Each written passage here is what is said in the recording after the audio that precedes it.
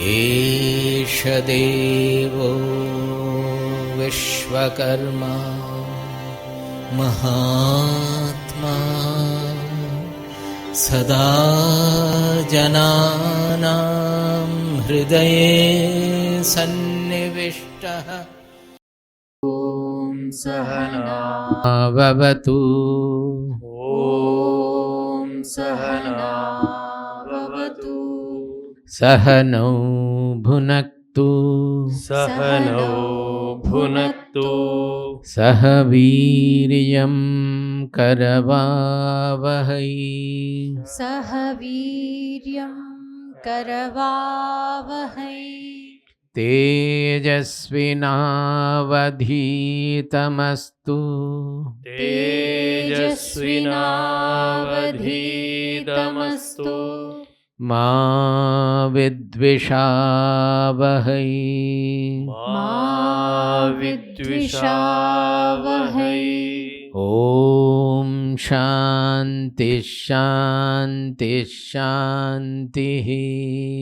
Om Shanti Shanti Shanti Om Shanti Shanti Shanti Om Shanti Shanti Shanti. So we will move now to the next section, that is 1.3.1.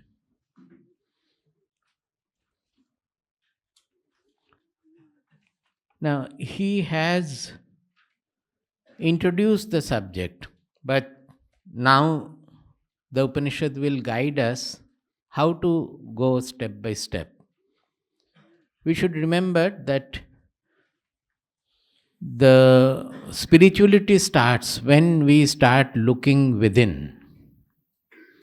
In religion, religious practices of worship or yaga, yajna, ritualistic sacrifices, we don't consider that the ultimate truth, I am, that it is within us. We have a concept of God sitting somewhere, maybe it is cosmic intelligence or so, but somewhere outside, different from me.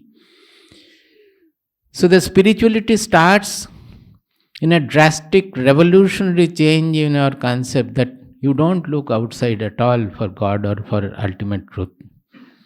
We have to start looking within.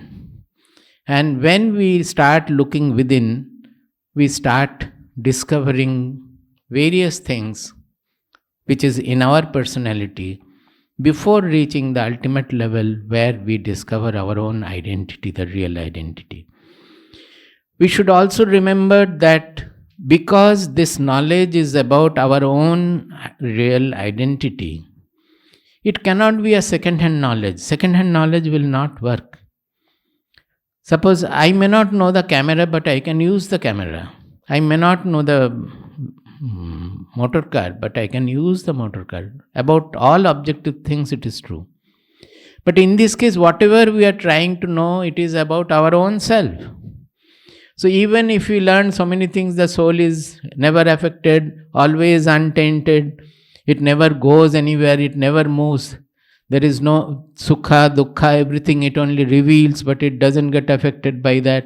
We may read, we may think about it also, we may understand also, but it will not become a realization because we have not known our identity to be like that.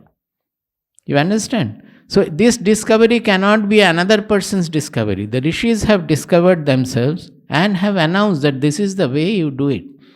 But unless we do it ourselves and we discover first hand, this is very important. Discover, first hand discovery it has to be. We discover first hand the truth of it. It will not be operative in us. So Vedanta is not a philosophy at all. It is a discovery. And it exhorts all of us to discover for ourselves what we are. Unless the discovery is a first-hand discovery, it will not have its effect on us fully. It may have some effect, secondary effect, but not full effect. So, naturally we have to look within and proceed step by step to finally make this discovery. So how we can go about it? He is now preparing our mind, giving various, these are all very not intricate but quite cryptic verses where interpretations can be various ways. Actually, Upanishads verses can be interpreted in various ways, as long as it is permitted by the grammar of the construction of the sentences. It can be interpreted like that. But in my life, when I started, I have been always thinking that how is it that the interpretation is differing in different places? And what are we supposed to do? I decided that it is a Upanishadic study is a pursuit for us. And whatever interpretation will help our sadhana to attain the goal, we should take to that interpretation, provided that interpretation is supported by the grammar, that the meaning can be like that. That is what I have been doing in my life. In explaining the text, always we take to a realistic, applicable, practice-oriented interpretation, which we can ourselves, that is anubhava. Anubhava means experiencing ourselves. It should be experientiable by us. So that we try to do. In some cases, it is very cryptic and you can interpret it in any way. But all the verses we need not know also. The verses which are extremely important, we do it. Because all these are written, you cannot even imagine how many thousands of years ago. Minimum 10,000 or more. It could be it is prehistoric, we cannot say anything. And it was in this form at that time. Have you seen any language that old is still understood by people? Even in 200, 300 years, the language becomes not understandable. But it is called Samskrita because it is a cultured, Samskrita means which has been cultured and refined. It's a refined language which takes us to this ultimate truth. That is how this language it is called Deva Bhasha also because of that. That is how we can even now understand. Not only understand the words, but understand what are the expressions. Why? Because we have to do the pursuit. And then whatever we realize, we compare with the text. And only when we experience, we understand the real meaning of it. Till we have the experience, we will not understand the full meaning of it. We may have a hazy understanding of it. So finally we experience and we compare. That is why we always say in Vedanta it is said Shruti Yukti Anubhava. Shruti Yukti Anubhava. Shruti means first you listen to it or read, whatever is there in the Shastras, you get exposed to it. Then Yukti. Yukti means logical analysis, argument. That is your buddhi. When we are listening, our buddhi will not accept the truth, at least not understand. That how can I say that I am unaffected, I am universal? I always feel that my body, I is different from his body or her body. It is all different. So what are the verses meaning then? This way the intelligence will start inquiring and reading the Shastras, that the purity is a main point in understanding. As our mind starts becoming purer and our mind withdraws from all the indulgences of the sensory indulgences and all, things start getting clear. And the height, this is called manana also. Shruti, yukti. Yukti means actually manana, rumination. We think with the mind. Finally we reach to a level where we feel absolutely satisfied by our intelligence that yes, this is the truth. I have no doubt about it. Further doubts are not coming. There is no more doubt. But still, I have not realized. The experience has not become, the discovery has not become first hand even then. But my intelligence has completely agreed to it and satisfied. What will happen then? The mind will not, normally our intelligence go on doubting, questioning, so there is a breakage in it. Once the intelligence gets fully satisfied, then it becomes just the contemplation of the truth, whatever we have learned. In Vedantic practice, it is called Nididhyasana. Shravana, Manana, Nididhyasana. That is, Nididhyasana means, I other day also say, Eka Tattva Ghanabhyasa. That is constantly contemplating about the truth till you get merged into the truth, which we call the Jnana Samadhi or Nirvikalpa Samadhi, where we become the truth, because it is about our own identity. Unless we become the truth, it is not done fully. Similarly, here that is called the Anubhava. That is Shruti, Yukti, Anubhava. It has to become experiential. So we always go by the interpretations which can be understood by anybody through his personal experience. Those are emphasized. They will help our sadhana. Otherwise, shastras are huge. There are so many. It's like Mahasamudra, Maharanya. Everything you cannot read. And if you read more, the things are confusing. Many various things are there. We have to pick up the real important part of it. One Upanishad is more than sufficient, but we can take, suppose, Kathopanishad, Mundakopanishad, Kathopanishad, Mandukya, maximum. If you try to go into Brihadaranyaka and Chandogya, it is very cryptic, very difficult, but still, if you have the time and the enquiry, you can go into it also. But that is not so much needed. If you understand Bhagavad Gita very well, it is more than enough as far as Shastras are concerned. And Bhagavad Gita is absolutely practice-oriented for all of us, not for the people only who are fit for exclusive jnana sadhana. So Bhagavad Gita is the main text for the common general, for everybody, so to say. Now we will start with the verse 1.3.1.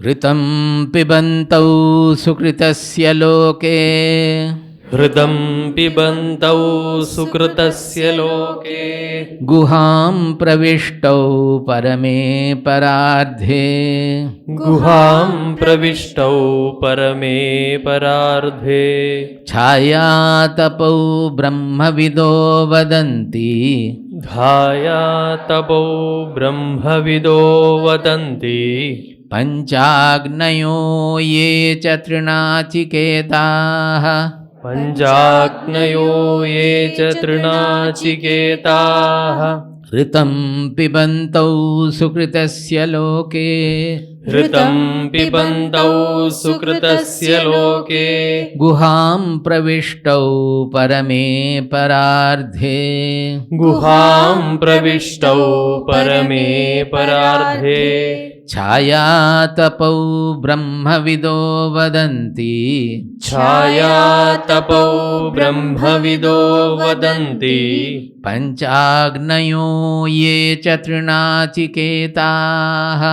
Panchagnayo ye cha trinachiketaha. This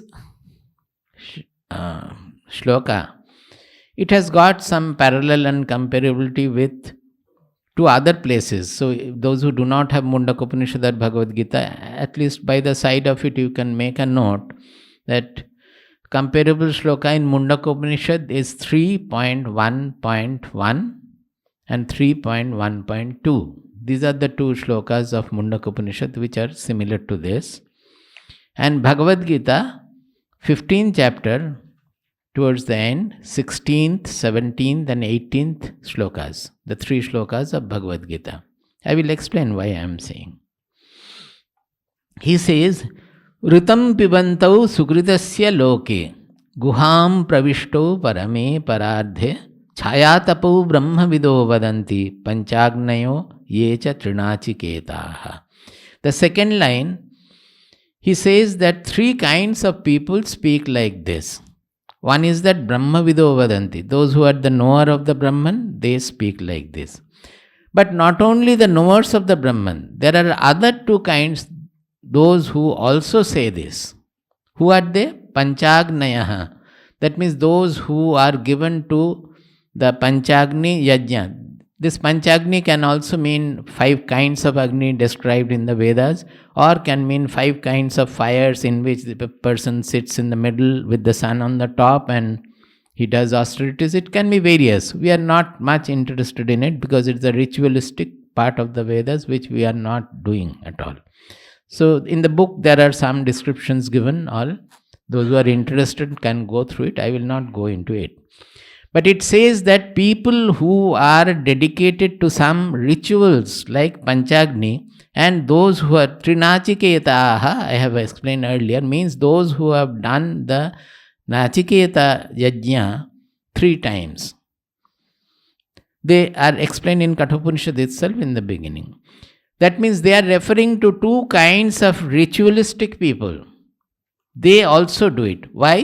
Because the purpose of the Vedic rituals is that if you do it properly, following all the injunctions, not like Nachiketa's father, but a proper injunction are being followed, then you will automatically have Chitta Shuddhi. The mind will become purer. Otherwise, you will not be able to follow the injunctions toto. The mind will get distracted. That is why they have given so many injunctions. The purpose is through the rituals, the mind should get purified. That means mind will become concentrated, focused. You will be able to know what you are looking within. Otherwise, a very disturbed, distracted mind. Many people do not know what is going on in the mind.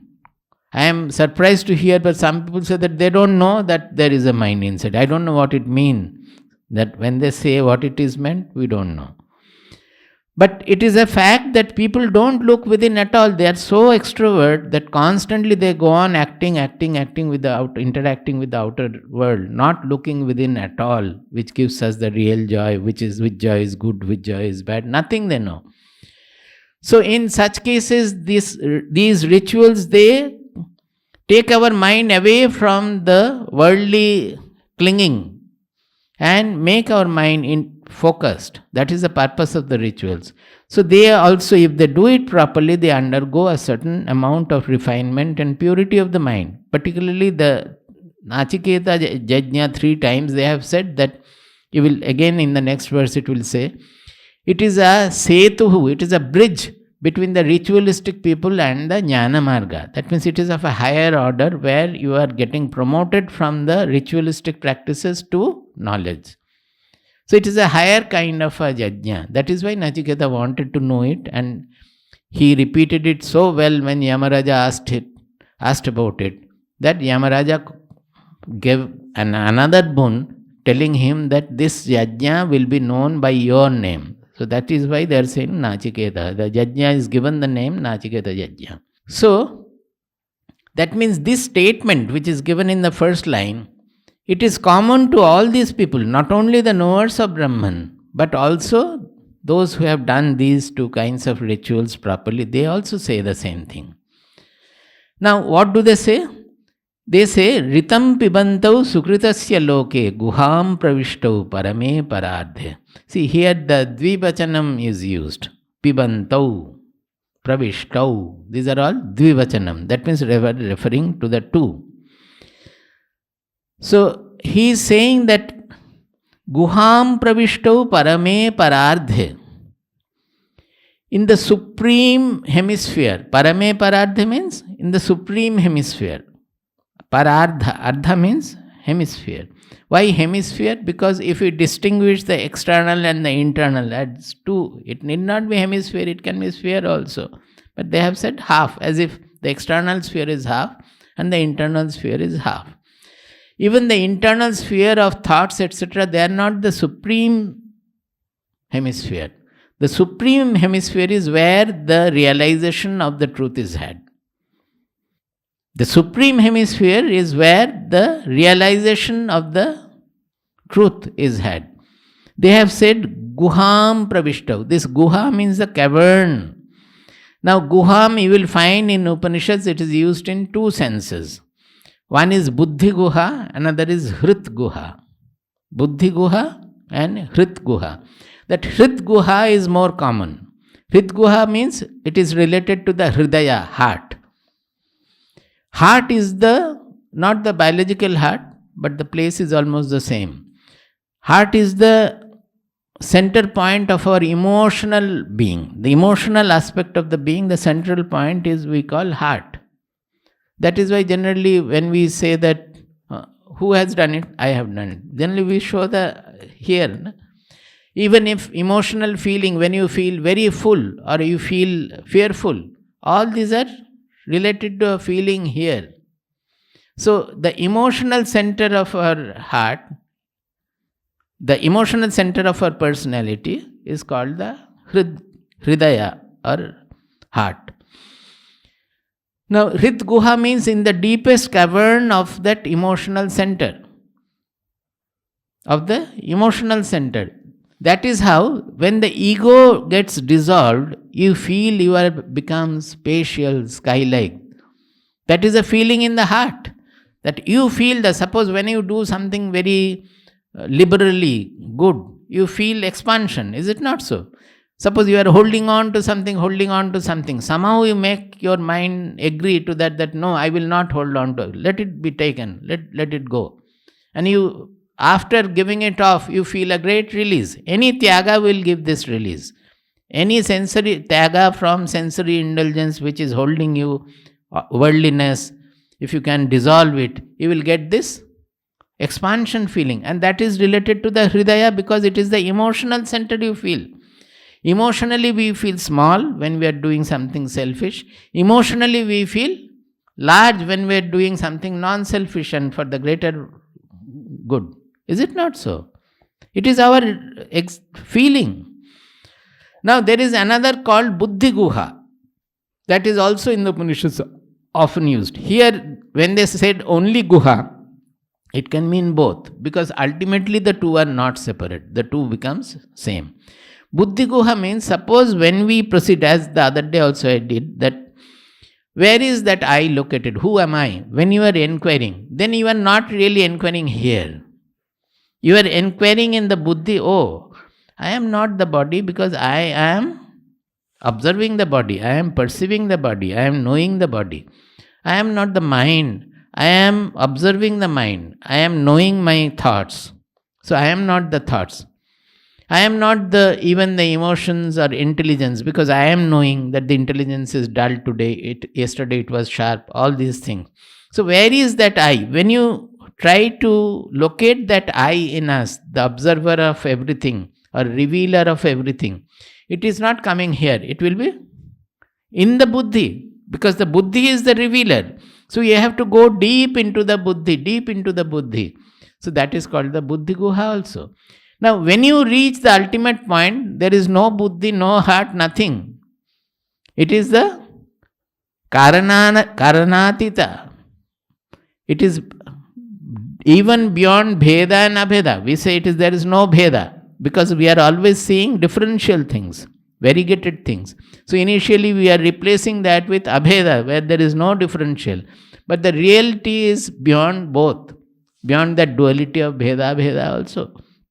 So it is supreme. So, Guham Pravishto Parame Parardhe, in that supreme sphere where the realization of the truth takes place, either Hrit Guha or Buddhi Guha, both are okay. There, as if two beings are Ritam Pibantau Sugritasya Loke. There are two beings. Beings means they are conscious beings. There are two beings who are drinking the result of everything one does. Now, in Bhagavad Gita you will find Sarva karma khilam partha jnane parisamapyate. That everything it ends in knowledge. Suppose you have somebody close to you has died. Until you get the news that he has died, will you have any affectation anywhere? Although he has died long back, when you get the news, then you start repenting or grieving. Suppose you have lot of money, you have got in lottery. Until the news comes to you that you have got and it is kept in this bank, in this manner, that manner, you will not feel joyous about it. Or suppose you have lost the money also in the stock market or so. Until you get the news that you have lost, you will not have any effect. So finally, everything, whatever we do, it finally results in a knowledge in us, is it not? Everything is resulting in a knowledge in us. So the real karma phala is actually in the knowledge level. And that is what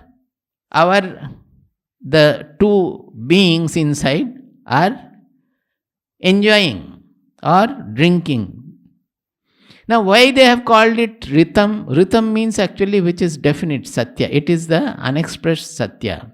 Ritam means various things are there. It has been defined in different places. But generally it means the unexpressed Satya. Satya is the ultimate truth which is established, expressed. Rita is when it is unexpressed. But Rita also means that it is the true. That is, whatever one does, this phala will be there. Suppose you have killed somebody, nobody has come to know of it. You will not be taken by the police, nothing will happen. Absolutely zero, outward, you have just killed. But will you not know that I have killed? And that phala will linger in your knowledge level.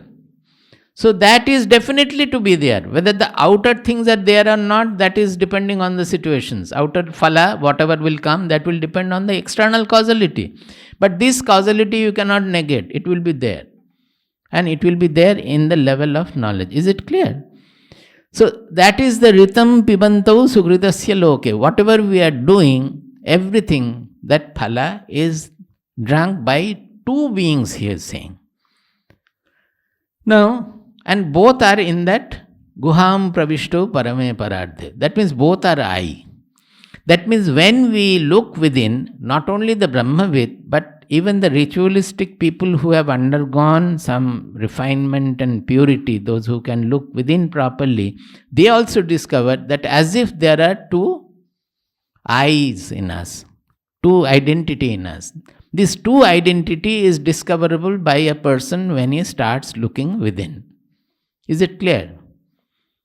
Now, one we generally say that it is called the Jivatma, another is called the Paramatma. Whatever it is, the question is, the one is actually undergoing, thinking that I am always undergoing a change. By whatever is happening, I am affected. I am sorry, I am happy, I am depressed. All these things are happening to one. But if we look within properly, this I everybody knows. This first I, the changeful I, the small I, that everybody knows.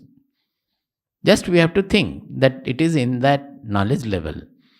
But the other I, you need a little not little, you need some purity to understand that there is another I which is just watching, witnessing, sakshi bhava. Sakshi means just witnessing everything. That is inside us, as if there is something who is watching the mind. As I was just now explaining, that I am the observer of the mind, I am the observer of the thoughts. If it is so, if the observer undergoes change, then will it be able to understand the change? Suppose in the clock, when the dial is standing and the arms are moving, you can understand the time. But suppose the dial also moves with the arm, you will not know. So wherever there is a change, to understand the change, you have to have a still background, a permanent background against it. That is the I, which is seeing the changeful mind, changeful intelligence, everything. So that there is something which is not undergoing the change, that with the purity of the mind, we start detecting it more and more.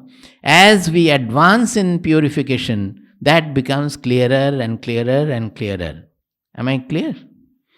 Now that is a little more clearly explained in the Mundakopanishad verse, which says, Dva Suparna Sayuja, that is 3.1.1. Dva Suparna Sayuja Sakhaya Samane Vrikshe Parishasvajate. It is in Mundakopanishad, not Kathopanishad. Dva Suparna Sayuja Sakhaya Samane Vrikshe Parishasvajate Tayoranyah. Dva Suparna Sayuja Sakhaya Samane Vrikshe Parishasvajate Tayoranyah Pippalam Swadvatti Anashtyananyo Abhichakashiti. This is the shloka. If you want to chant, I will read and you follow. That just sun ke boliye. Dva Suparna Sayuja Sakhaya Dva Suparna Sayuja Sakhaya Samanam Vriksham Parishasvajate Samanam Vriksham Parishasvajate Tayoranyah Pippalam Swadvatti Tayoranyah Pippalam Swadvatti Anashnananyo abhijakashiti. Anashnananyo abhijakashiti. That image is very good. That they are saying that two birds are sitting on the same tree, actually same tree. That means our personality. That is the vriksha. That is the tree on which two birds are sitting. One is sitting on the topmost branch over there, looking at the huge sky, the whole sky, the universal, that infinitude is open before it. The other is sitting at a lower branch, and it is surrounded by fruits of various kinds. So sometimes it is eating a sweet, properly ripened fruit and enjoying it. Sometimes it has started eating, then he discovers that it's a rotten fruit and he starts suffering. So it is surrounded and it is clinging to the fruits and the leaves around. Its vision doesn't go further, the comprehensive vision is not there. So it goes on moving from branch to branch in the lower places, and it is always eating, interested in eating the fruit and enjoying and suffering. Both will be there accordingly.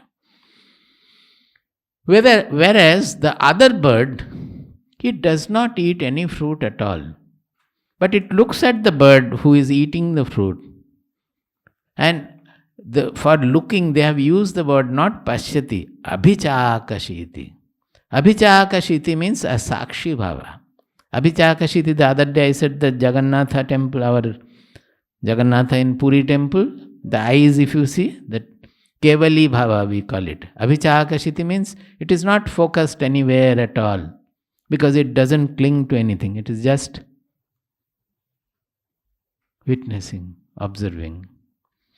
But it appears as if it is also enjoying in the fruit. That is apparently he is also enjoying. Here they said ritam pibantau. That means both are enjoying. Actually both are not changing in the enjoyment. One is just revealing the enjoyment also.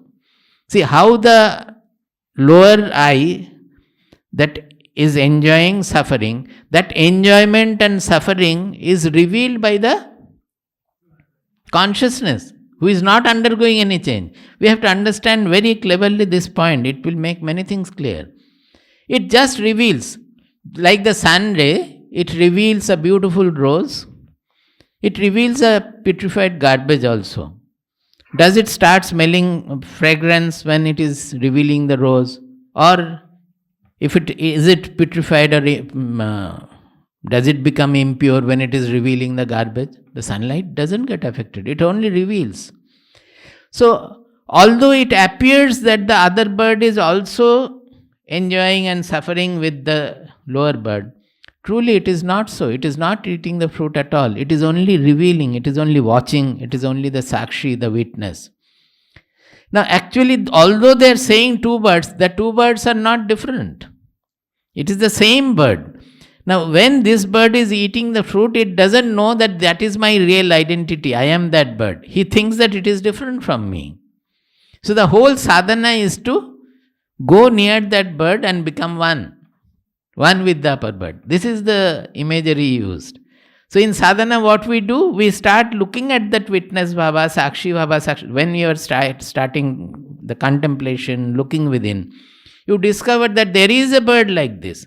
Then what do? You start acting on your changeful bird, the changeful eye, which is always getting affected, and interacting with the unaffectedness of the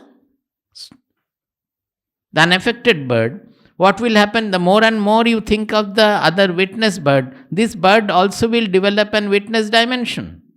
See, whatever we interact with, we get that property.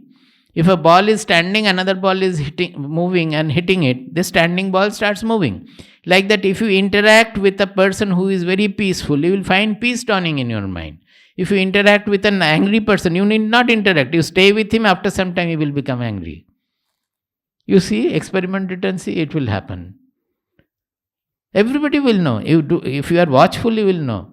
Wherever you are in, whatever you are interacting with, and the mind grows on what? On whatever it is thinking. The mind, the feed for the mind is thought, emotion, ideals, all those things. So if the mind starts thinking about that witness bird, that the witness dimension of our soul, the unaffected dimension of our soul, then the mind slowly starts acquiring that dimension. This is the crux of our sadhana. Even if soul does not exist, by utilizing the concept of the soul in the Upanishads, if you constantly think about the soul, about the soul, your mind will become the soul. This is the technology here. The real, what we experience is our mind finally. That mind becomes the soul with the soul dimensions. That is why it's said that the pure mind itself is the soul. In Mahabharata also there is a statement like that. So, Dva Suparna Sayuja Sakhaya, as if both the birds are, Suparna means they have beautiful feather, beautiful looking bird. Who does not like the eye in us? Everybody is most fond of eye only, is it not? Even if you love your wife or husband, it is because of yourself. Brihadaranyaka says very clearly that we love another person not because of him, but because of I. The moment that person hates you, you start hating him. It is because I become happy loving a person that I love. Our love is only for the I. Everywhere it is for the I. So it is a Suparna, it has got beautiful feather. Both the birds have beautiful feather. They have the same name, both are I. Sayuja Sakhaya, they are, Sakha means of the same Atma, they are the same. And they have the same name. They are sitting on the same tree, that is the same personality. But one is eating the fruit and undergoing the changes, and other is only witnessing everything. Next verse says in Mundakopanishad, Samane vrikshe purusho nimagnaha. Samane vrikshe purusho nimagnaha. Anishaya shochati muhyamanaha. See, it is on the same tree that the two Purushas, Purusha means that I, that Puri Shete iti Purushaha, the soul that resides in us, Puri is the body, personality, is called Purushaha. Purushaha has got two etymology. One is Puri Shete iti Purusha, that is the small Purusha we think ourselves to be the small self. Another is Purnam Anena Sarvam iti Purushaha. Both are Purushaha. Purnam Anena Sarvam iti. That means by whom everything else is filled. That is the ultimate Purushaha. In Bhagavad Gita, 15th chapter, there are 3 Purushas. I will come to that, that will come. Now, this Samane Vrikshe Purusho Nimagno Anishaya Shochati Muhyamanaha. Although they are sitting on the same vriksha, same tree, Anishaya, Isha means control. Why we call Bhagavan the Ishvara? Because he is the controller of the universe. Anishaya means who does not have the control over himself. That is our nature. We are slave to the world. This bird is slave to the fruits. Similarly, we are slave to the worldly situation. Whatever comes, if it is not our likable, then we get depressed. If it is likable, we get elated. So we are actually slave to the world situation. We are not master of ourselves. So this bird is not master of himself. So because of lack of control, lack of sovereignty, Ishvara Bhava, Shochati Muhyamanaha, it is depressed and grieving always. Always depressed. It has a small dimension. Whereas, Jushtam yada pasyatyanyamisham asya mahimanamiti vitashokaha. Jushtam yada pashyati anyamisham asya mahimanamiti vitashokaha. This bird becomes vitashokaha bhavati. It gets relieved of its grief.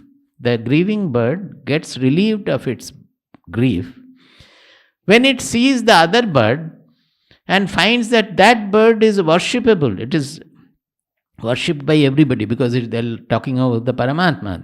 It is worshipable and it never gets affected by anything. So what is the mahima, the glory of the other bird? It goes on appreciating that how I am always undergoing so much of grief and suffering and again elation and again suffering. But how this bird always is having the same nature, that is we call prasada. It is not happiness, it is prasada. That bird is the witness bird. His mind is always in prasada. It doesn't get affected by anything. And it is Pashyati Anyam Isham. That is how this bird is master of itself. The other bird is not master of himself. So he is suffering and grieving. But when he finds that how this bird has become master of himself and remaining like this, so he grows appreciation for the other witness bird. You understand? Can you compare with your sadhana? This is how the sadhana proceeds. That you discover, or suppose in case of a guru, you find that the guru's qualities you find, and you start appreciating that how in such a case also he is not affected, how he is behaving the way we cannot behave. If something is lost, we grieve so much. How he is happily smiling in such a case and giving smile to everybody. People are coming with a long face, they go back with a smiling face. These are the observations we have to make. Observing that what is happening, you are starting to appreciate the qualities of the Guru. And you, in many cases, the serious disciples will say, when Swamiji initiates, he will ask, what do you want? What do you want? Before initiation, then generally it is asked. Many people have said that I want to become like you, Swamiji. And some said that I want to become cheerful like you. So that means there is an appreciation in the sadhaka grows for that. Forget about the bird. Seeing the Guru externally also, that kind of an appreciation grows. And because he wants to become like him, he gets initiated. Otherwise, he will not come to the Guru. He takes to the path of the given by the Guru only because of the appreciation of the Guru, whatever his dimension is. That is what is the Isha Bhava, that his Ishvara Bhava. Here, when we meditate and we slowly start discovering our real identity, the dimension of this unaffectedness of the real identity, then we start orienting ourselves towards it, appreciating it, and moving towards it in every action, everything. Whenever we are faltering, whenever we are losing our temper, losing our control, we immediately think that no, I should not be like this. The witness bird remains alive behind our mind. The moment we are hurting somebody, immediately that bird comes to our mind that I should not be like this. I should not lose myself. I should be self-seated always. Is it not? Does it become real to you? If you are a sadhak, it will become real to you. That is how the sadhana grows. Mahimanamiti. That is the mahima. That is the glory we are talking about.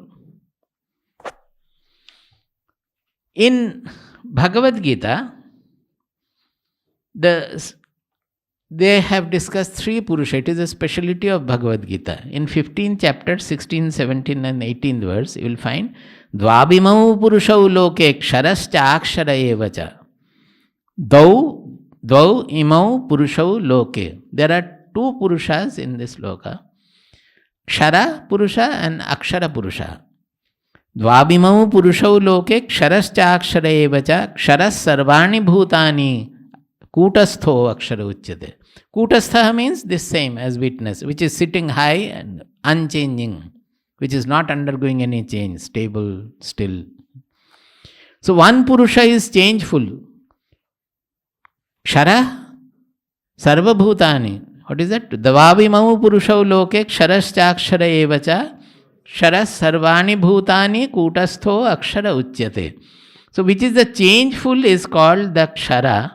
And the other one, which is changeless, Kutastha, means Kutastha name has come from the anvil. That is when you give ornament the shape, there is a stone below on which you go on hitting. The stone doesn't change, but it helps the hammer to give all the shapes to the ornament. So it is the support of that, substratum of the whole work being done.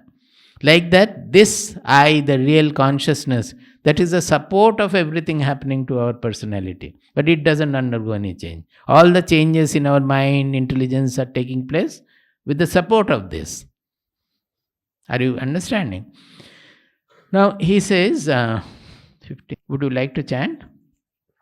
Dvabhimau Purushau Loke Dvabhimau Purushau Loke Ksharascha Akshara Evacha Ksharascha Akshara Evacha Ksharas Sarvani Bhutani Ksharas Sarvani Bhutani कूटस्थोऽक्षर उच्यते कूटस्थोऽक्षर उच्यते उत्तमः पुरुषस्त्वन्यः उत्तमः पुरुषस्तुन्यः परमात्मेत्युदाहृतः परमात्मेत्युदाहृतः यो लोकत्रयमाविश्य यो लोकत्रयमाविश्य बिभर्त्यव्यय ईश्वरः बिभर्त्यव्यय ईश्वरः यस्माक्षरमतीतोऽहम् यस्माक्षरमतीतोऽहम् अक्षरादपि चोत्तमः अक्षरादपि चोत्तमः अतोऽस्मि लोके वेदे च अतोऽस्मि लोके वेदे च प्रतितः पुरुषोत्तमः. प्रतितः पुरुषोत्तमः. So he is differentiating that there is a Purusha called Kshara which is changeful and a Purusha called Akshara which is changeless, but in which the whole universe is supported. That is the Paramatma. Now that is the Akshara Purusha. Now the transcendental Purusha, that is Purushottama, the ultimate transcendental truth, that is neither Kshara nor Akshara, because it is manifesting both as Kshara and Akshara. It is a Samahara, it is a combination of both Kshara, Akshara, both are taking place under him. So that is called the Purushottama, the supreme truth. This is how Bhagavad Gita has presented it. Here this Kshara and Akshara are being compared with the two birds or the two beings. But the ultimate transcendence is beyond the duality of the Kshara Akshara also. The transcendental truth is not, it is beyond all kinds of duality. So even the knowledge, as we say, yesterday Prajnana we were discussing, that knowledge, actually the jnana we go on cultivating, culturing in us, that is only to remove the ajnana. All the jnana of the knowledge of the soul we are using, that is to remove the ajnana. When the ajnana is removed, our real identity becomes manifest. We don't have to get it. There is no prapti there. We have forgotten. The real identity has got covered by the ignorance. When the knowledge deals with the ignorance and the ignorance is removed, then whatever is there, it becomes manifest. They give an example that you are putting on the mala, but you are looking for the mala everywhere, you are not finding the mala. Somebody else points out, where are you looking? The mala is on your neck. Oh, are you getting the mala separately? Mala was there earlier also. Even now the mala is there. Only you discovered that I had forgotten. It is like that. So there is no prapti involved. That is the real. So it is beyond the duality. The jnana removes the ajnana and the truth becomes manifest. Now let us get back to the Kathopanishad sloka. He says that, what do these people say? Brahma vido vadanti panchagnayo yecha trinachi ketaha. What are they saying? They are saying chaya tapo. That is, these two beings or purushas, identities, they are like chaya tapa. Tapaha means light and chaya means shadow. This example is very important. That chaya is absolutely guna wise, quality wise, it is almost opposite to the light, is it not? The darkness. But is it not the light itself? Because without the light, will you get the shadow? Suppose the book is put here, the light is creating the shadow here. If you remove the light, the shadow will not be there. So the small Atma, the reflected beam, the other day I explained from the mirror, all these are our Atma we know of, the constricted Atma. This is existing on the basis of the original light only. If that light is not there, this also will not be there. But at the same time, the behavior wise, it is absolutely opposite to the other one. Other one is unaffected, all pervading, universal, always in prasada. Whereas this is always undergoing changes, everything. They are dark, the shadow is dark, and the other one is light. So to differentiate although they are self-same, in a way they are self-same, it is the obstruction of the ajnana, obstruction of the ignorance, which is creating the shadow. You understand? That ignorance, if it is removed, then all becomes light. But as long as the ignorance is there, the chaya is behaving as if opposite to the real identity. So they speak about this chaya tapo brahma vido vadanti. They speak about these two beings who are drinking the fruits of whatever is being done. They are like the light and shade. Once more we will chant. This verse is good, provided you can remember the meaning. Ritam pibantau sukritasya loke ऋतं पिबन्तौ सुकृतस्य लोके गुहां प्रविष्टौ परमे परार्धे गुहां प्रविष्टौ परमे परार्धे छायातपौ ब्रह्मविदो वदन्ति छायातपौ ब्रह्मविदो वदन्ति पञ्चाग्नयो ये च तृणाचिकेताः पञ्चाग्नयो ये च तृणाचिकेताः. I will stand. So next verse 1.3.2. This is another cryptic verse, but sadhana wise I don't find much meaning in it, so we will just understand the meaning and pass over to the next. Yah seturijananam यः सेतुरीजानानाम् अक्षरं ब्रह्म यत्परम् अक्षरं ब्रह्म यत्परम् अभयं तितीर्षतां पारम् अभयं तितीर्षतां पारम् नाचिकेतं शकेमहि नाचिकेतं शकेमहि यः सेतुरीजानानाम् यः सेतुरीजानानाम् अक्षरं ब्रह्म यत्परम् अक्षरं ब्रह्म यत्परम् अभयं तितीर्षतां पारम् अभयं तितीर्षतां पारम् नाचिकेतं शकेमहि नाचिकेतं शकेमहि. Shakemehi means we know, we have learnt, we have got the knowledge of it. Now this statement from Yamaraja may be to instill faith in Nachiketa in his teaching. Might be. It's very difficult to say. These are all very cryptic verses. But it has been interpreted in various ways also.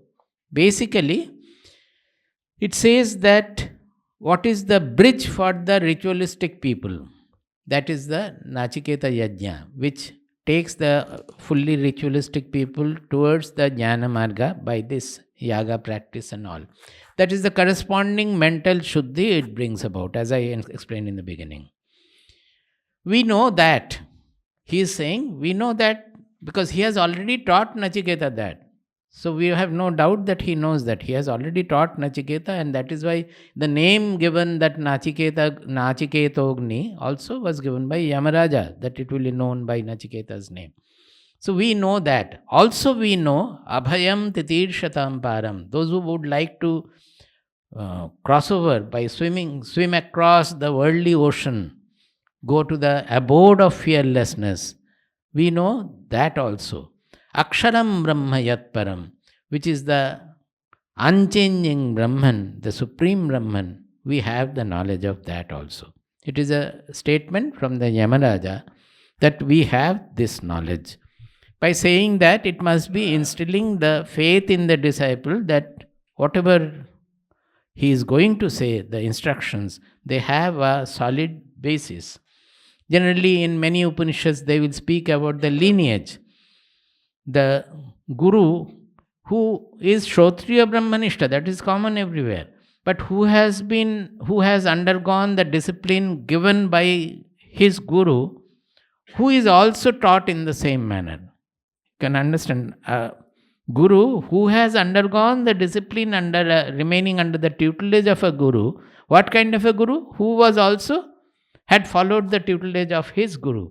That is the lineage they are emphasizing. This emphasis of the lineage is very important. In Mundakopanishad also you will find where from it has started. Finally it came to Angiras. So they are showing that the lineage is coming down from Brahma himself to Angiras to show the credential of the teacher, that he is not suddenly coming from somewhere. He has undergone the whole training and he knows things properly.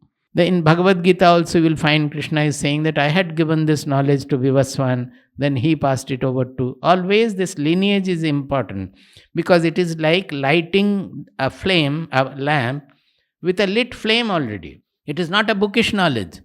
The Guru, whose flame it's a lit flame in him. With that flame he lights the lamp in the disciple's being. The disciple, by his sadhana, he blazes forth that flame, keeps it living and also makes it grow very well. Then when it grows very well, he lights the lamp of others through that flame. So it is passing the flame through unknown period of time, thousands and thousands, 10,000, 20,000 years of period. This flame has been passed down. That shows the authenticity of the lineage. Even in music and any deep cultural practice, sadhana, you will find this lineage is very much. In music we call gharana. Gharana is very much stressed, and a pure gharana is always appreciated. That you may learn from various sources, but when you sing, that gharana should become explicit. Otherwise you are not given a real position there. So it is because there also the real music has to be passed on by the Guru under a very sacred situation where he passes on all his knowledge to the next generation, the living knowledge. Everywhere in any culture, in our culture, always it is like that. So that is the statement that we know about the Nachiketogni, which is the Setuhu, means the bridge between the karma kandis and the jnana. And also we know about the Aksharam Brahma, the Supreme Brahman, which will take a person to the abode of fearlessness. We will go to the next verse, 1.3.3. Now, to make it easy, he is introducing a model. We call it chariot model. I have some pictures and all. Tomorrow I think we will put the projector. That will make it easy, because when we see some visual, it remains in the mind. So in interaction and life, you will be able to reflect well, it will come to your mind. So we have made some PowerPoint presentations for that. He is taking the example of a chariot, comparing it with our personality.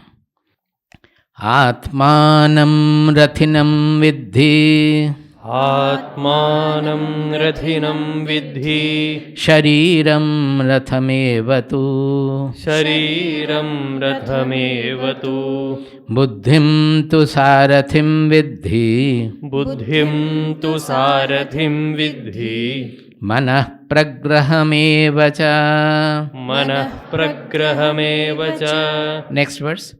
Indriyani hayanahuhu. Indriyani hayanahuhu. Vishayamsteshu gocharan. Vishayamsteshu gocharan. Atmendriyamanoyuktam. Atmendriyamanoyuktam.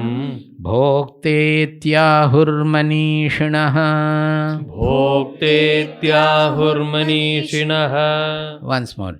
Atmanam rathinam vidhi. Atmanam rathinam vidhi. Shariram rathamevatu. Shariram rathamevatu. Buddhim tu sarathim vidhi. Buddhim tu sarathim vidhi. Manah pragrahamevacha. Manah pragrahamevacha. Indriyani hayanahuhu. Indriyani hayanahuhu. Vishayamsteshu gocharan. Vishayamsteshu gocharan. Atmendriyamanoyuktam. Atmendriyamanoyuktam. Bhoktetyahurmanishinaha. Bhoktetyahurmanishinaha. See, try to imagine a chariot with the master of the chariot sitting in his seat, and the Sarathi, the charioteer, sitting in the front driver's seat, and he is holding the reins of the horses. Now, normally in a chariot, there will always be even number of horses because the pull has to be symmetric. In this case, we have 5 sense organs, so there are 5 horses. So he is saying that Atmanam Rathinam Vidhi. Know the Atma, that is the Atma we now know of, that small Atma, the I we know of. That is the Rathi. Rathi means the master of the chariot. But we should remember that where is the goal of that Atma? The small Atma, that we know of, the individualistic Atma, transmigratory Atma also you can say. Where is the goal? The goal of that Atma is to become universal, to merge with the other bird. See how they are related. Just now we have gone through the example, illustration of the birds. The goal of this bird is to get merged with the bird which is remaining unaffected. So goal of our small Atma is Brahman, the ultimate level. That is why we say in Vedanta, we start from Dehatma Buddhi. That is, we consider our Atma to be the body limited personality. And from there we have to reach the Brahmatmaikatva Bodha. Brahma, Atma, Ekatva Bodha. Where the Atma and Brahman, they are not different, they are the same. So, that is the Rathi who is sitting as the master of the chariot. Atmanam Rathinam Vidhi. Shariram Ratham Evatu. The body is the chariot. Body or the personality, you can say. It's the body is the chariot. Buddhim tu Sarathim Vidhi. The intelligence who is driving our mind, he is the Sarathi. Sarathi means the charioteer. And Manaha Pragrahamevacha. Pragraha means which bridles. Pragraha means bridling. Which bridles? Bridles means the rein of the charioteer, which he holds the horses. That is the pragraha, the reins. Lagam bolte hai na? Lagam. So here the lagam goes to all the 5 horses, the 5 sense organs which are pulling the chariot. The imagery will be complete in the next verse. Indriyani hayanahuhu. The 5 senses, they are called the 5 horses. They are the horses of the chariot. Vishayams teshu gocharan. That means, what is the grazing field for the Indriyas? They are always opening to the interacting with the world, with all the objects of the world. As the horses, the grazing field, the paddy field and all, where they satisfy their Indriyas. Like our Indriyas, all the Vishayas, that means all the worldly objects, everything, worldly situations, they are the grazing field for our Indriyas, where they want the satisfaction through it. Indriyas are objective, they will always look for their satisfaction. So that is the grazing field of the Indriyas. If they are left unbridled, the horses will be indulging in the whatever they are interested in, the grazing field. So the horses have to be first of all disciplined. That is why they put the mask, on the 2 sides they put the guard, so that they are not, even if there is a green pasture, he will not be able to see. He has to see the road only, so that he keeps on the road. If the horses are not properly trained, you will have great problem. Once we had gone to our Baba's place, I have told earlier also. He was staying in a village which is about 4 kilometers away from the railway station. The railway station also did not have any platform. You had to jump from the train to get down on the platform. So then you have to walk through the villages. Crossing one village, we would reach that village. So generally, if Baba would know, they would arrange for some bailgadi, the bullock cart, to take there or to reach us back to the station. So once a bullock cart came, we were coming back. The bullock cart came and we found that the bulls are absolutely agitated. I mean, they are not properly trained. The way they were quite scary. They were looking quite scary. But the cartman had his own ego. So when I said that this is not, it doesn't seem to be very safe, we will walk, you don't have to worry. He felt very insulted. He said, no, particularly this cartman was the grandson of the original cartman. So the boy also has not learned properly. So his ego is bigger. Those who do not know anything, their ego will be still bigger. That I know everything. So he took the courage of driving the chariot, the cart with us. And the bulls were absolutely untrained. First thing they did was, when we were just getting out of the village, the cowshed was nearby where they stay, these bulls stay. They simply entered into the cowshed, their own place. Then there was lot of difficulty in bringing them back. So this boy was using an umbrella. The moment you open the umbrella like this, they get scared and they start running. So the boy would show the umbrella like this to the bulls and the cart will run without the boy being there. The सारथी नहीं है, खाली horses है और सारथी पीछे पीछे दौड़ेंगे, आके चढ़ेंगे. तो it will run frantically over there. And that time it was an election period. So the constantly jeeps were, it's a mud road. Constantly jeeps were coming from other side. So we have to give way to the jeeps. The moment these horses see a jeep, it simply gets into the field, the paddy field. And once it gets into the paddy field, it will not come up. Again he has to show the chhata, umbrella. Again it will run like mad. So finally what happened, we were near about 1 kilometer away from the station when a jeep was coming, and the bulls, they ran into the field and finally were about to get into a pond. The field just in front, there was a pond. Getting into the pond, they screeched, stopped. Fortunately at that time some villagers saw the whole cinema happening. So the villagers came and they scolded the boy left and right. Can you not carry their luggage and let them walk? It is not so far away. You are about to take them to Yamalaya, that means to death. What will they do? So far the boy was not saying anything. I mean, he was always having the ego that I will reach them to the station. But now getting scolded and the bulls entering into the pond, he left his ego. Then carried our luggage and we went to that. So this is what happens when untrained horses. This is what we do also. We get into the field, we graze, and the chariot doesn't reach its goal. That is what happens. So he says, Indriyani hayanahu vishayams teshu gocharan. It's gochara, it's grazing bhumi is the objects of the world. So unless they are trained, they are bridled, they will be causing havoc to our chariot. Atmendriya manoyuktam bhokta iti ahuhu manishinaha. See, Atma Indriya manoyuktam bhokta iti ahuhu manishinaha. Manishinaha means the knowers say, ahuhu, they say, what is that? When the Indriyas, the five senses and the mind, they are tagged to the Atma, the soul, that this master of the chariot, they together become the bhokta, the enjoyer. That is called the bhokta.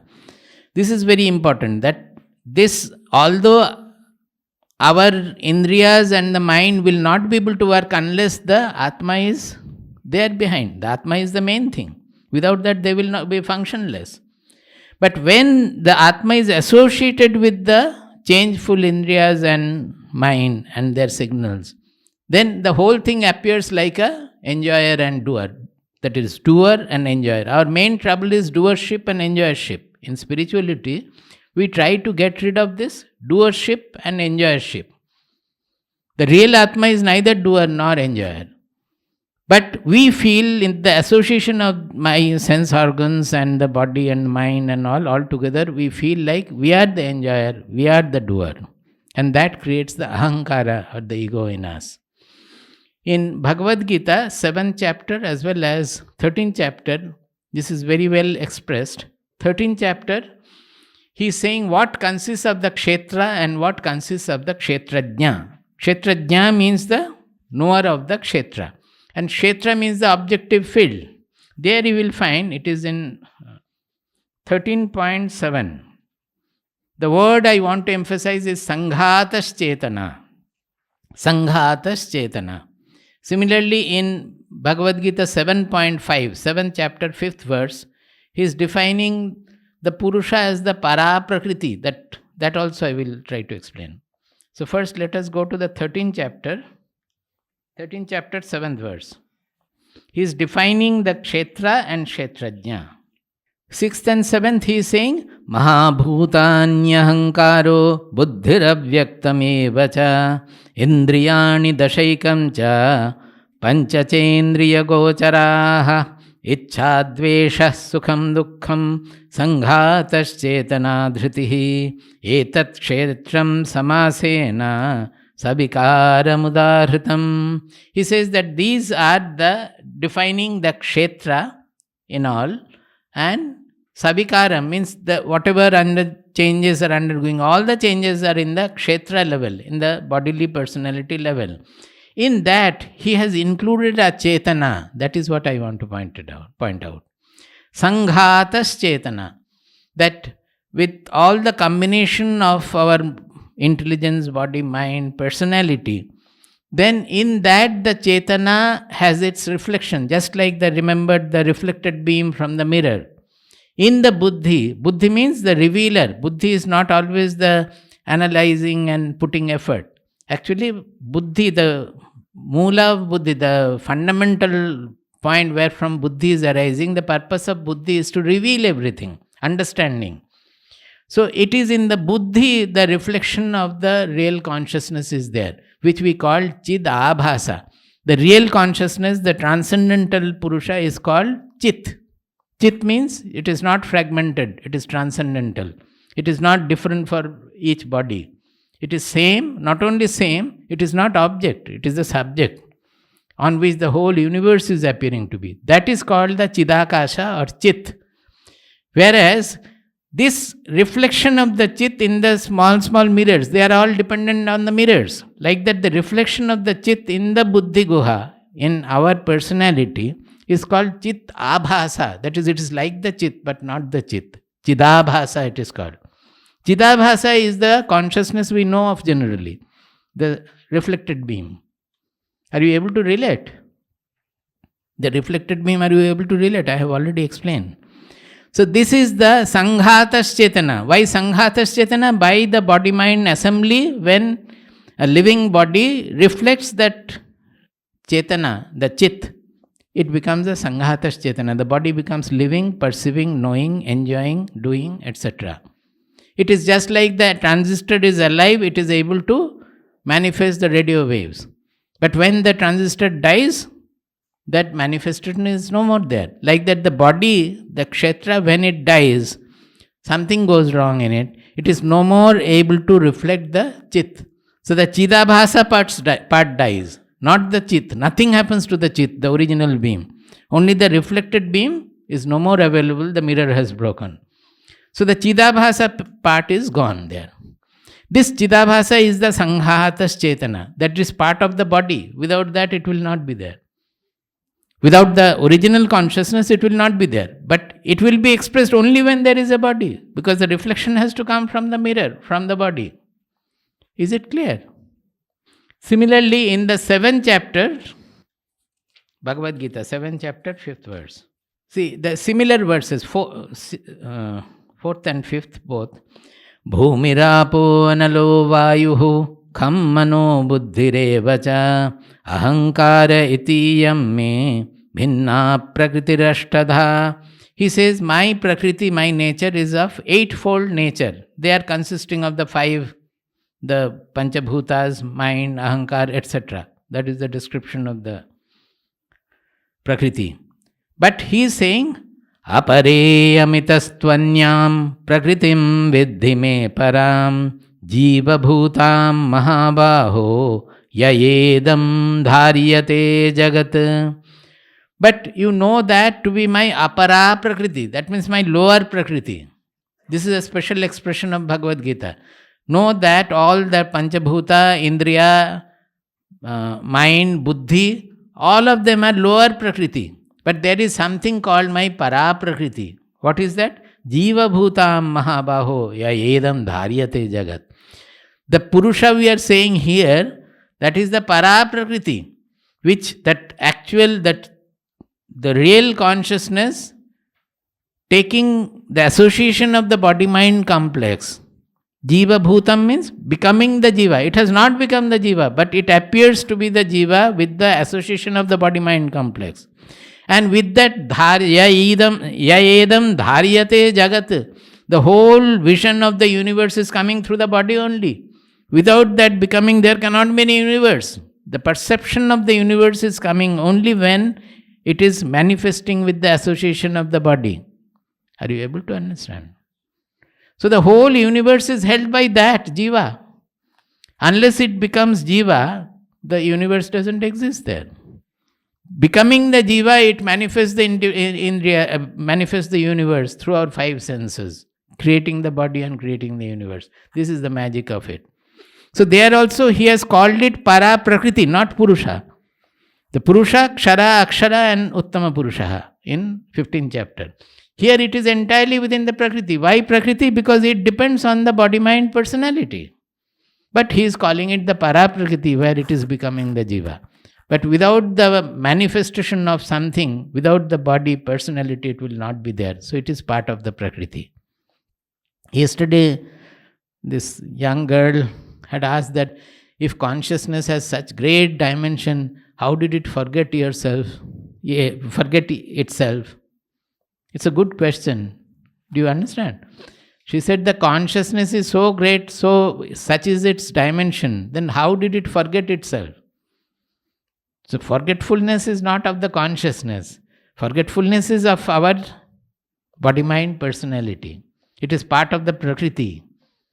So the consciousness has not forgotten itself, but there is no question of forgetting or anything. The consciousness is the awareness. There is no question of any forgetfulness there. The forgetfulness comes in our buddhi, our mind, our memory. That is why in Chandi you will find that Ya Devi Sarva Bhuteshu Bhranti Rupena Samsthita Namastasyai Namastasyai Namastasyai Namo Namaha. Ya Devi Sarva Bhuteshu Buddhi Rupena Samsthita. Everything is Devi, Devi, Devi. Prakriti, part of the Prakriti. Whatever is created, whatever is moving, whatever is changeful, all are Prakriti, part of the Prakriti. The Purusha never undergoes any change at all. Not only that, we cannot think of any change there. It is not an object. It is the revealer of the entire changes, the entire universe. So he says that Atmendriya Mano Yuktam Bhokta iti ahuhu manishinaha.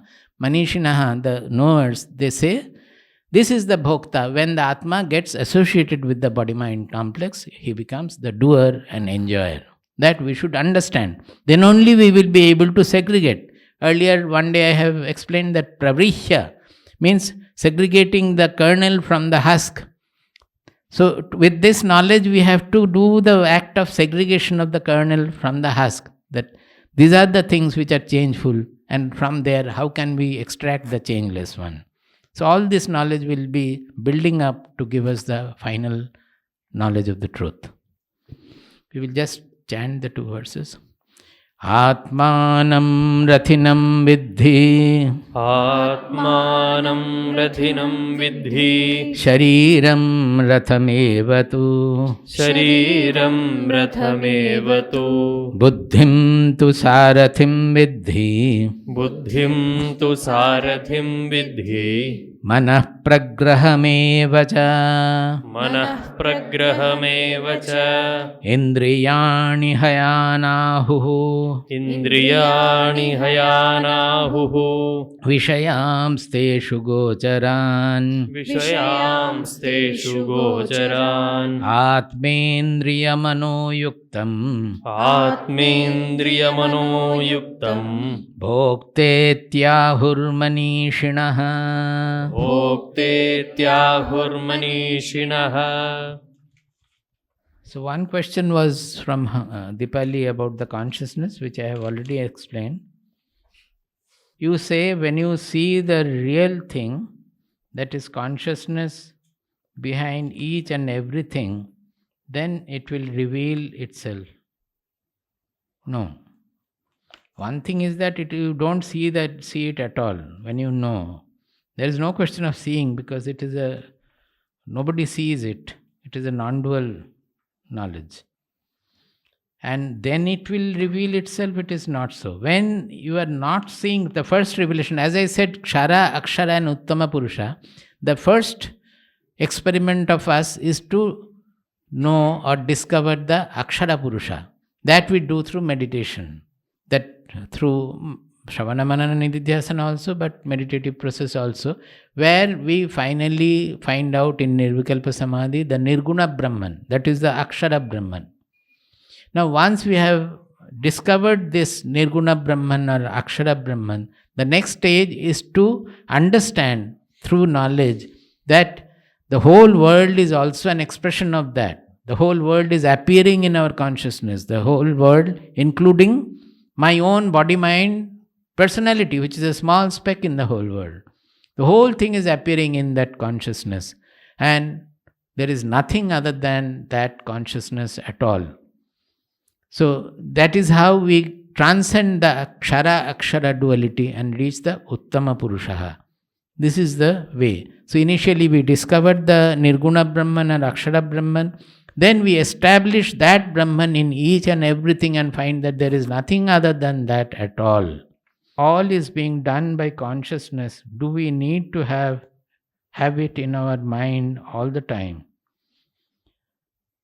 That consciousness is the real doer. Can it be helpful in negating the I or ego? See, this consciousness is neither a doer nor a non-doer also. So this transcendental idea will have to be settled down. Initially, we may say the consciousness is the doer, but we say no, don't say about the consciousness. We say the Ishvara is the doer. That is, we think of a cosmic intelligence like the Hiranyagarbha or Brahma or a Prakriti. That is the doer. Consciousness doesn't do, it only reveals. But it certainly, what we need in the initial stage is to broaden, expand our ideas, expand our mind. That will certainly help to get rid of the ego. So all the Vedanta philosophy, it is not a philosophy. All the Vedantic concepts to help us to become non-selfish, being conscious of others, that is the real practical way of expanding. That you should consider, have a very comprehensive view. Think of all others also, because suppose you want to breathe only the air for yourself. If you keep the air held in you, will you be able to live? हम किसी को नहीं देंगे, श्वास हमारे पास रहे, रखो, बंद करके रखो, छोड़ेंगे नहीं. We have to understand the role of others. Can the atom exist from the smallest particle to the largest universe? Is it not everywhere? It is an harmony. It's a harmony and teamwork. The atom, if you look into the metal or any crystal, it is a teamwork of the different atoms, different particles. If you look at the universe, it is a teamwork of sun, planets and galaxies and all that. The whole universe is, we say, Bidhrita. That is, it is engraved in this consciousness with this harmonious display of comprehensive attitude. Only human beings become selfish, thinking that I don't need anybody. But without the weaver, can we have the clothes? Without the cultivator, can we have the food? If we pollute the air, can our children be able to live in this world? If we pollute the air so much, spoil everything on earth, another 2-3 generations, they will suffer. So we are completely oblivious of what is happening to others. That is the main cause of that is coming from the ignorance, the delusion of selfishness.